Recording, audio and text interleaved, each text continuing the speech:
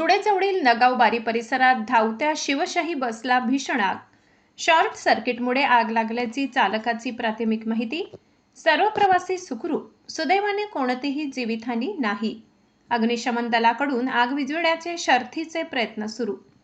धुळे शहरानजीक नगावबारी परिसरात नंदुरबारहून धुळ्याकडे येणाऱ्या शिवशाही बसला अचानक आग लागल्याची घटना घडली आहे. प्राथमिक माहितीनुसार शॉर्ट सर्किटमुळे आग लागल्याचा अंदाज व्यक्त करण्यात येत आहे. सुदैवाने चालकाच्या प्रसंगावधानामुळे सर्व प्रवाशांना वेळेत बाहेर काढण्यात आल्याने कोणतीही जीवितहानी झाली नाही. मात्र आगीत बसचे मोठ्या प्रमाणावर नुकसान झाले आहे.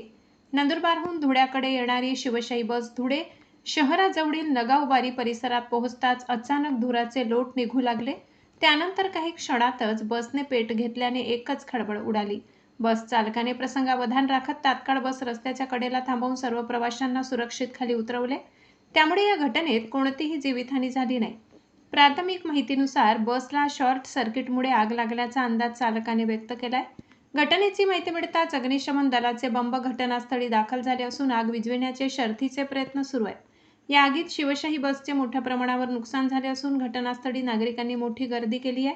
आग लागण्याचे नेमके कारण अग्निशमन विभाग आणि संबंधित यंत्रणांकडून तपासले जात आहे.